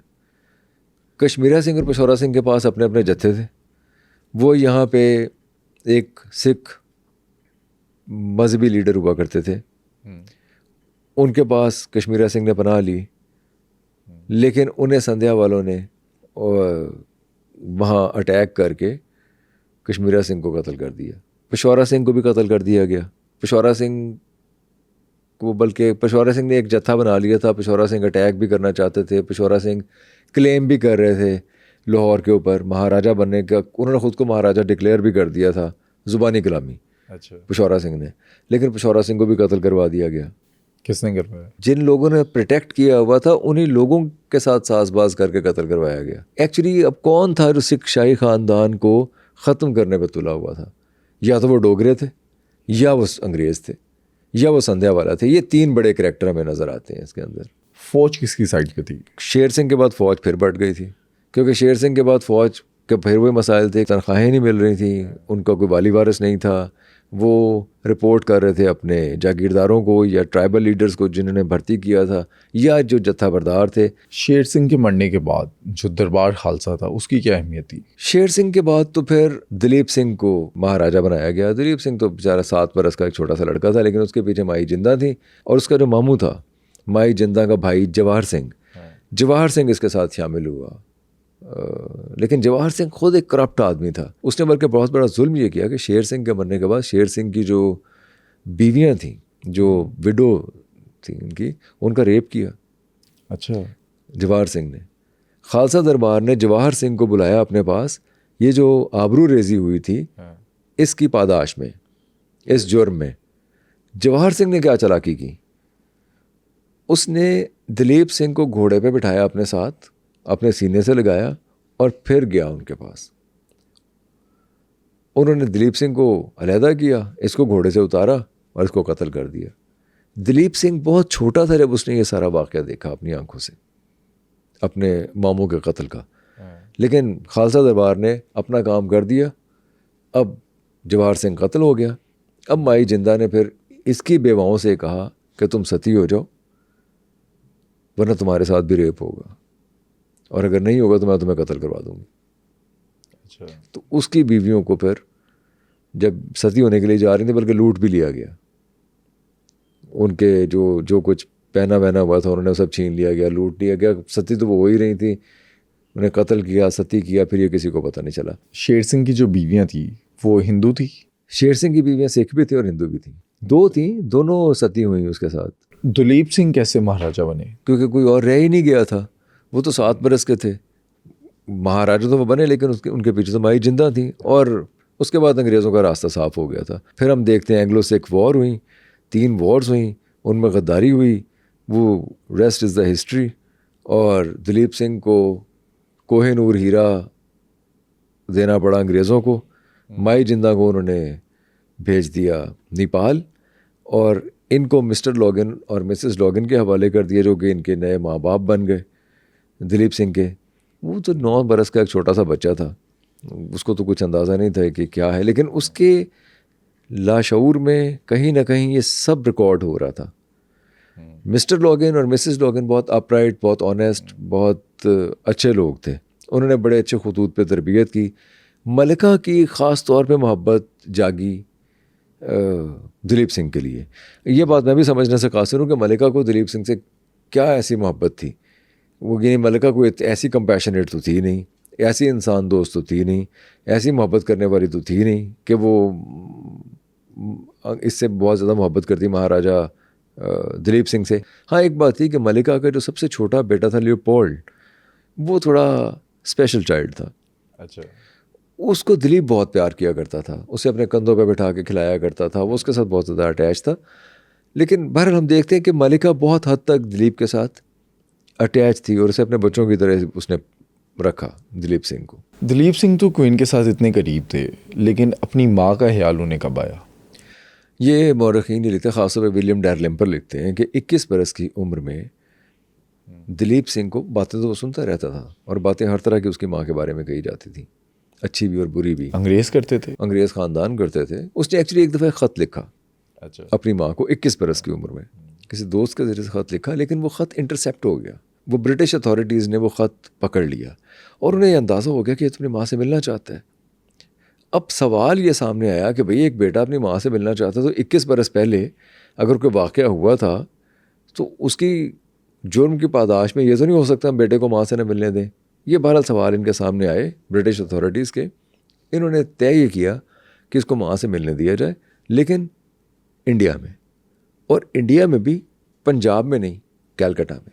अच्छा। यानी पंजाब से बहुत दूर, जहाँ कोई जानता ना हो इन्हें। वहाँ माई जिंदा की और दिलीप सिंह की मीटिंग तय पाई। माई जिंदा जब मिली दिलीप सिंह से, माई जिंदा बीनाई खो चुकी थी अपनी। और अंग्रेज़ ने कैद किया हुआ था या बस रखा हुआ था? आप ये समझ लीजिए कि हिफाजती तहवील में नेपाल के अंदर रखा गया था उसे। वो कहीं जा नहीं सकती। वो बेटे की याद में रोती रहती थी, अपने पुराने दिनों की याद में रोती थी। उसे शदीद रंज, गुस्सा और शदीद कल्क था इस बात का कि पंजाब छिन गया, पंजाब में गद्दारी हुई, पंजाब अंग्रेज़ ले गया। पंजाब अंग्रेज़ नहीं लेके जा सकता था, पंजाब सिर्फ गद्दारों की वजह से अंग्रेज़ के हाथ में गया। ये सारी बातें थी जो माई जिंदा कल के अंदर लावा पक रहा था। और जब उसे मुलाकात हुई, उसने मुलाकात में आके, क्योंकि वो देख नहीं सकती थी, तो उसने, जब वो गया था तब तो वो 9 साल का बच्चा था, और अब जब आया तो वो 21 बरस का एक जवान आदमी था। तो उसने हाथ उसके मुंह पे और फेर के, टच करके, छू के महसूस करना चाहा अपने बेटे को कि वो क्या बन गया। तो जब हाथ सर पे गया तो केस थे ही नहीं, बाल तो कट गए थे। तो उसकी चीख निकल गई। वो फिर रोई ज़ारो कतार। उसने कहा कि तुम कितने जालिम लोग हो, तुमने मेरा पंजाब मुझसे छीन लिया, मुझे ये इल्म नहीं था कि मेरा इसका मज़हब भी छीन लोगे इससे, दिलीप से। खैर, दिलीप सिंह ने ख़त लिखा मिस्टर लॉगन को, और कोलकाता से ही कि वो लाना चाहते हैं अपनी माँ को अपने साथ। अच्छा। दिलीप सिंह का ख्याल था कि वो नहीं मानेंगे, तो फिर कुछ और करेगा। लेकिन too much of his surprise वो मान गए, ब्रिटिश अथॉरिटीज़ मान गई। वो इसलिए मान गई, उन्होंने कहा यार चलो ये तो होगा ना कि एक तो वो इंडिया में नहीं रहेगा, वो यहाँ आएगा, फिर माँ सास होगी तो हमारी नज़र में रहेगी ना क्या कर रही है, वहाँ इंडिया में हमारे लिए कोई मुसीबत तो नहीं खड़ी करेगी, इसलिए यहाँ ठीक है। वो क्या ले आए। इसने खैर एक घर उसको लेके दिया, एक कोने भी, अब ख़ुद भी घर एक लिया, तो माँ भी वहाँ रहती थी। 1-2 घरों का फासला था दोनों के दरमियान, दोनों साथ साथ रहना शुरू हो गए। ब्रिटिश जो अशराफिया थी वो माई जिंदा को बहुत ज़्यादा पसंद नहीं करती थी, बल्कि वो लिखते भी हैं कुछ मौरखीन, डैरलिम्पर ने लिखा हुआ कि वो जो उसके घर के पास से गुजरा करते थे तो नाक के ऊपर हाथ रख के गुजरा करते थे, क्योंकि मसालों की खुशबू आ रही होती थी बहुत ज़्यादा। जो पंजाबी खाने पकते हैं तो वो जैसे खुशबू फैलती है, हमारे तो खुशबू लगती है, उनको शायद खुशबू ना लगती हो। वो जी बॉयल्ड खाते नहीं चीज़ें, मेरा ख्याल तुम भी खाते होंगे। तो वो खुशबू जो मसालों की खुशबू फैलती थी इन्हें बुरी लगती थी वो अंग्रेज़ों को, तो इस तरह उल्टी सीधी बातें उसके बारे में किया करते थे। माई जिंदा क्वीन से मिली थी? नहीं, माई जिंदा की क्वीन से मुलाकात नहीं हुई। एक्चुअली एक बड़ा अहम वाक़या क्वीन की ज़िंदगी में ये हुआ था कि फ़िलिप जो उनका शौहर था वो फौत हो गया। अच्छा।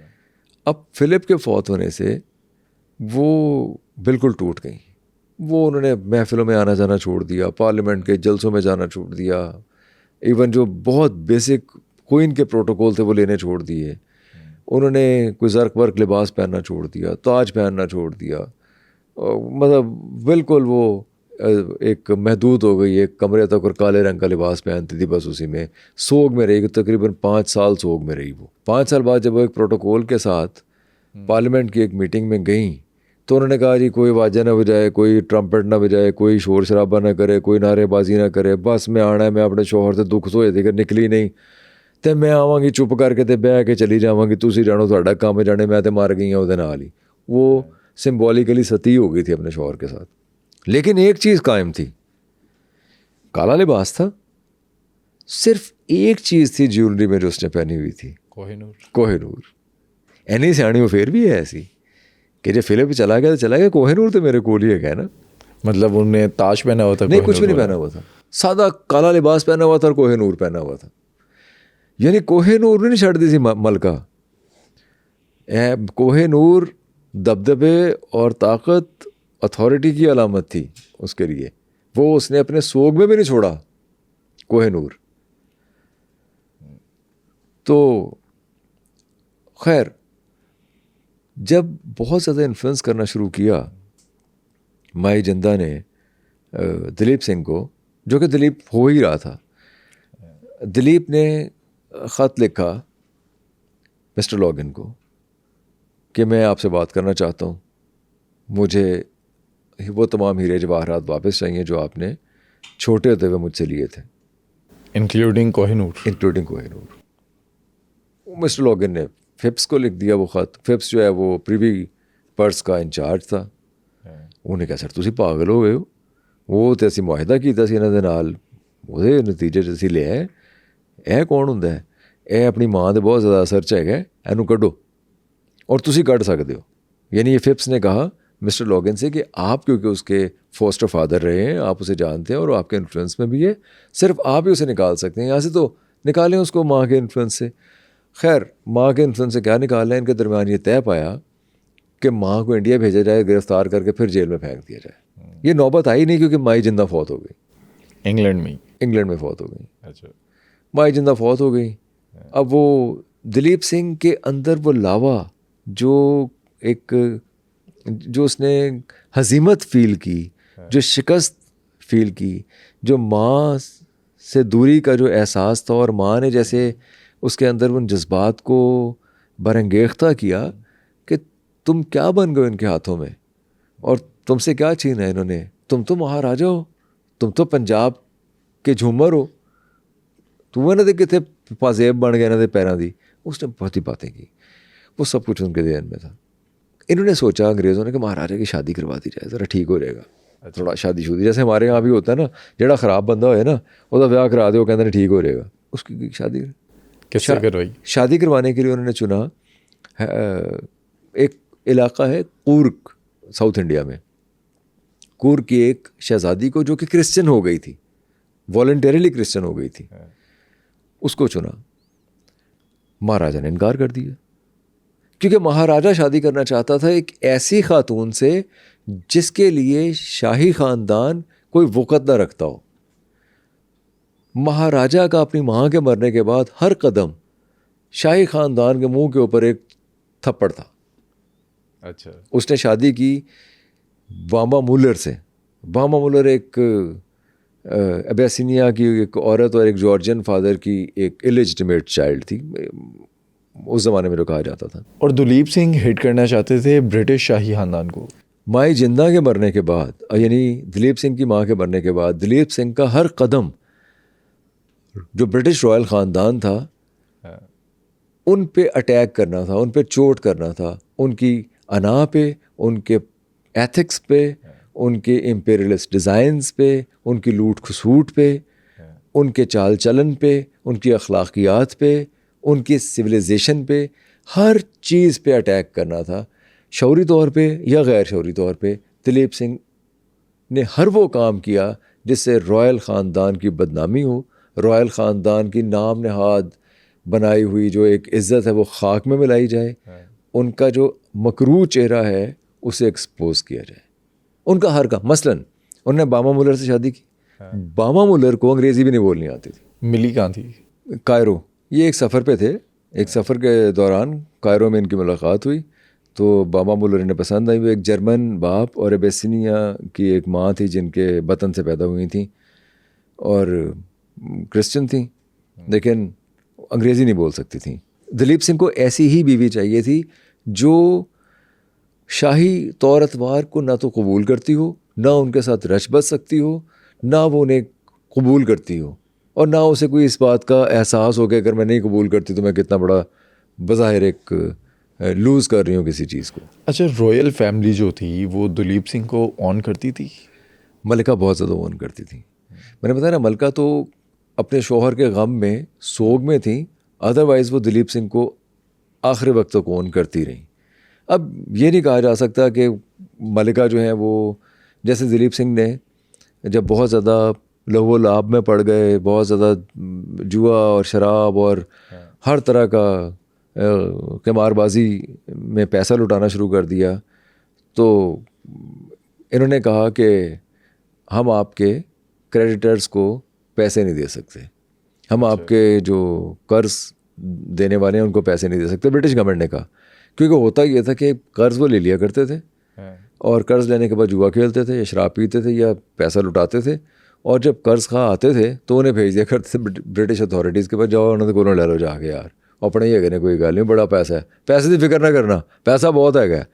जब ब्रिटिश अथॉरिटीज़ पूछती थी कि भाई कहाँ से पैसा देना है, उन्होंने कहा 500,000 तो ज़्यादा मेरे हीरे तुहाडे कोल पे ने, 1 मिलियन तो ज़्यादा मेरी जायदाद ज़मीन की सूरत च पई है, कड्डो।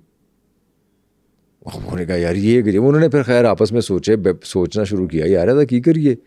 अब रॉयल फैमिली की इज़्ज़त भी नीलाम हो रही थी, रॉयल फैमिली के नाम को बट्टा भी लग रहा था, क्वीन के नाम को ख़ास तौर पे बहुत ज़्यादा धचका लग रहा था। क्वीन को इस बात का कोई एहसास नहीं था क्योंकि वो तो सोग में थी बेचारी।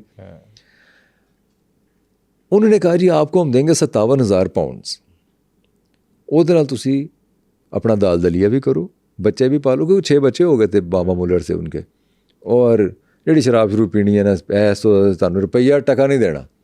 उन्होंने कहा कितना नहीं देना। उसने मलिका को ख़त लिखा दिलीप ने कि हमेशा से तुम मेरे साथ बहुत अच्छी रही हो, लेकिन ये कि मुझे अब ज़रूरत है, क्योंकि एक्चुअली ब्रिटिश अथॉरिटीज़ ने किया कि एल्मिडन जो उनका हॉल था, जो जिसको मुग़ल स्टाइल में उन्होंने तैयार कर लिया था अपने घर को, उसको कुर्क करने की बात कर दी थी कि ये आपके पास नहीं रहेगा, इसकी कुर्की होगी। तो उसने अंदाज़ा हुआ दिलीप सिंह को मेरे बाद मेरे बच्चों को तो कुछ मिलेगा नहीं, तो इसके लिए फिर उन्होंने मलिका को लिखा। मलिका ने खैर एक बड़ा सिंपैथेटिक से जवाब दिया कि मुझे इन सारे मामलात का इल्म नहीं था, लेकिन मैंने बहरहाल अथॉरिटीज़ को लिख दिया जो फाइनेंस देख रही हैं कि वो तुम्हारी कोई हेल्प करेंगी। मलिका ज़रा सो गई, थोड़ी थोड़ी बाहर आनी शुरू हो गई थी। हेल्प की? फिर हेल्प ये की कि 57,000 पाउंड्स जो है वो उन्होंने ऑफ़र कर दिया कि आपको दे देंगे, अगर आप ये लेना चाहें तो ले लें, और लेकिन इसके अलावा हम आपको कुछ नहीं देंगे, साड़ा हिसाब ख़त्म, असी साड़ा मुँह नहीं वेखना, तुम साड़ा मुँह ना वेखो। यहाँ तक नौबत पहुँच गई। अब ये दिलीप सिंह को ज़ाहिर है सूट नहीं करता था ये 57,000 पाउंड वाला मामला। दिलीप सिंह ने कहा जी मैं अज तो क्रिश्चियन नहीं है। अच्छा, ए फड़ो तुहाडा मजहब, मैं नहीं गा क्रिश्चियन। उन्हें कहा पंजाबी और सिख जो मुँह कटदा है वो करके विखांदा है, हम जो प्रोफेस करते हैं वही कुछ प्रोफेस करते हैं जो हम करते हैं। तुम लोग कैसे लोग हो, तुम लोग इतने कनिंग हो, तुम लोगों ने मेरी सारे हीरे जवाहरात, मेरी सारी शान शौकत, मेरी ज़मीन, मेरा पंजाब तुसी सारा कुछ लुट के लै गए, तो मैंने तुसी इन्ने पैसे नहीं दे सकते कि मैं शराब शरूब भी उड़ाड़ सका। जाओ नसो, मैं नहीं है क्रिश्चियन आज तो बाद। तो इनफैक्ट उसने दिलीप सिंह ने क्रिश्चियनिटी को तो डिसोन ही कर दिया था। उसके बाद किधर गया? उसके बाद उसने ये सोचा कि उन्हें कहा मैं थोड़े को पंजाब वापस लाँगा, तुसी बड़े अंग्रेज़ बने फिर दो मैं वापस लाऊंगा।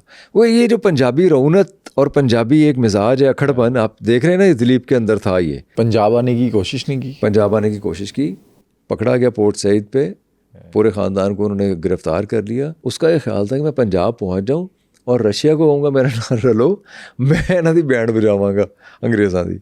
यानी वो ये प्लानिंग थी उसके अपने जहन में। लेकिन वो खैर 1893 में फिर उम्र ने वफा ना की और वो फौत हो गए। उनके बच्चों का क्या बना? उनके बच्चों को उनकी बीवी ने पाला, पलते रहे इंग्लैंड में। इंग्लैंड में। उनके बच्चों में हम किसी और पॉडकास्ट में बात करेंगे, लेकिन उनके बच्चों में एक बहुत काबिल ज़िक्र उनकी औलाद हैं, बाम्बा सदरलैंड। अच्छा। बाम्बा सदरलैंड की ख़ास बात ये थी कि उन्होंने पूरी दुनिया को छोड़ के एक ऐसा शहर चुना जो कभी उनके बाप दादा का एक रॉयल तख्त था, लाहौर। अच्छा। वो इंग्लैंड छोड़ के लाहौर आ गई, लाहौर रहीं। वजह क्या थी? उन्हें लाहौर से मोहब्बत थी, उन्हें अपने आबा अजदाद से मोहब्बत थी। वो बल्कि आप हैरान होंगे सुन के, वो बसों में सफ़र किया करती थी लाहौर में, और उन्हें बाजू का जगह भी नहीं मिलती थी बस में, तो खड़ी होती थी। और वो सोचते थे कि देखो यहाँ किसी को पता नहीं है कि ये कभी पूरा पंजाब मेरे दादा का था। मैं इस पंजाब की वारिस होती अगर वो पंजाब वैसे कायम रहता, अगर अंग्रेज़ों के हाथ ना चढ़ता, तो आज मुझे लोग बैठने के लिए जगह भी नहीं दे रहे। वो इस चीज़ को, इस लुत्फ़ उठाते थे इस चीज़ से। उन्होंने शादी की फिर मिस्टर सदरलैंड से, जो किंग एडवर्ड मेडिकल कॉलेज के बाद में प्रिंसिपल बने। जब शादी की तब प्रोफेसर थे वो। रहती किधर थी? सारी ज़िंदगी वो मॉल टाउन में रही। अच्छा। मॉल टाउन अगर आप लिंक रोड से जाएं तो जो गोल चक्कर आता है, जहाँ से एक सड़क चली जाती है मियाँ साहब के घर की तरफ, और एक लेफ़्ट साइड पे सड़क जाती है, लेफ़्ट पे जाती है, उस पर कुछ 5वां घर राइट साइड पे बाम्बा सदरलैंड का था। आज कौन रहता है वहाँ? अब वो किसी कंपनी ने ले लिया है। अब वो जो इमारत है उसकी गिरा दी है। गेट, जब मैं आखिरी बार गया था आज से कोई 1-1.5 साल पहले, तो गेट तो वैसे का वैसे ही था, लेकिन उस इमारत को गिरा रहे थे क्योंकि वो कंपनी ने कुछ कोई करना था उसको। और कब्र किधर है? गोरा कब्रिस्तान में, जेल रोड पे, गोल्फ क्लब के पास बाम्बा सदरलैंड की कब्र। और कब्र के ऊपर लिखा हुआ है कि जब इंसान मर जाता है तो शाह और गदा का कोई फ़र्क नहीं रहता। अच्छा, सिख जो हैं वो ऑन करते हैं कि ये हमारे महाराजा की बेटी है? हाँ हाँ, बिल्कुल ऑन करते हैं, बाम्बा सदरलैंड को ऑन करते हैं। जो लोग जानते हैं, एक्चुअली सिखों में भी बहुत पुरानी तारीख को तो बहुत कम लोग जानते हैं, लेकिन जो जानते हैं वो तो ऑन करते हैं। बाम्बा सदरलैंड ने जब लाहौर आना था तो उन्होंने अखबार में एक इश्तिहार दिया कि कोई जो कल्चरलिस्ट है वो मुझे ज्वाइन करे लाहौर जाने के लिए। तो मैरी एंटवाइंट, जो कि बड़ी एक लिटरेरी फिगर हैं, एक कल्चरलिस्ट हैं, उन्होंने ज्वाइन किया। बल्कि मैरी एंटवाइंट ने शादी भी की यहाँ एक इंडियन से, शेरगिल से, जिनसे एक बेटी पैदा हुई, अमृता शेरगिल। वो कौन है? अमृता शेरगिल को अब लाहौर में हम अनफॉर्चुनेटली लोग नहीं जानते। अमृता शेरगिल एक बहुत शानदार पेंटर थी, बहुत ही खूबसूरत पेंटर थी, लेकिन वो 28 बरस की उम्र में इंतकाल कर गई। अगर आप जाए ना मॉल पे, हाई कोर्ट के साथ एक बिल्डिंग है, गंगाराम बिल्डिंग। गंगाराम बिल्डिंग जो कभी आश्रम हुआ करता था, गंगाराम, सर गंगाराम ने बनवाया था बेवाओं के लिए। बड़ी खूबसूरत बिल्डिंग है वो, बड़े बड़े पिलर्स वाली। उसके पीछे कुछ फ्लैट्स हैं, उनमें 28 नंबर फ्लैट हुआ करता था अमृता शेरगिल का। अमृता शेरगिल यहीं रही सारी उम्र, उसी एक कमरे में रही, जो भी आप नीचे खड़े होकर देखें तो नज़र आता है, और उसी में पेंटिंग करती रही। और उनकी पेंटिंग बड़ी, पोर्ट्रेट्स बहुत शानदार हैं। आज किधर हैं? हैं, मौजूद हैं लाहौर में, एग्जीबिशंस में भी होते हैं, आर्ट गैलरीज में भी होते हैं। अगर आप इंटरनेट पर सर्च करें तो अमृता शेरगिल की पेंटिंग्स भी आपके सामने आ जाएंगी। लेकिन वो अनफॉर्चुनेटली बट जवानी में फौत हो गई थी 28 बरस की उम्र में। जब बाम्बा सदरलैंड लाहौर में आई तो लाहौर का क्या स्ट्रक्चर था? अंग्रेज़ों ने जब महाराजा से लाहौर छीन लिया था उसके बाद, उस वक्त तो लाहौर ज़ाहिर है एक बड़ा शहर ज़रूर था, एक इम्पीरियल सिटी ज़रूर था, लेकिन ऐसा फैला हुआ शहर नहीं था जैसे अब है। मॉल टाउन का इलाका एक पुराना इलाका था, बड़ा वेल प्लान्ड, जैसे कि वो तो आज तक वेल प्लान्ड है। वहीं वो रहती थी और वहीं रहीं वो, और शादी भी यहीं की उन्होंने आके सदरलैंड के साथ। और बसों में सफ़र करती थी, जैसे मैंने अर्ज़ किया।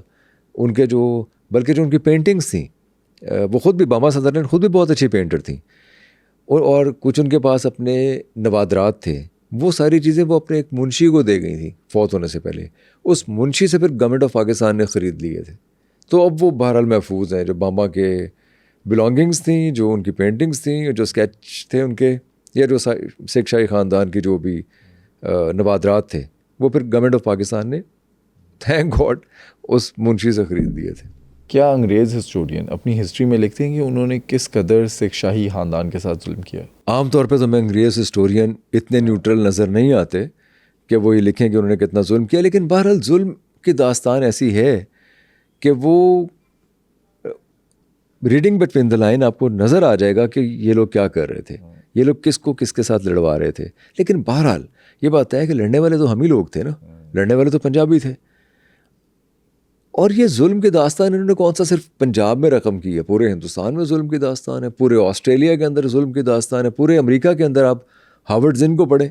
हार्वर्ड जिन जो अमेरिकन हिस्टोरियन है वो आपको बताते हैं कैसे शराबें पिला के इन्होंने उन लोगों से ज़मीनें हथियाई और उनको कत्लो गारत की इन्होंने रेड इंडियंस के साथ जो अमेरिकन इंडियंस हैं। इनकी जुल्म की दास्तान अफ्रीका में देख लीजिए, अमेरिका में देखें, ऑस्ट्रेलिया में, हर जगह पे, मिडिल ईस्ट में देख लें।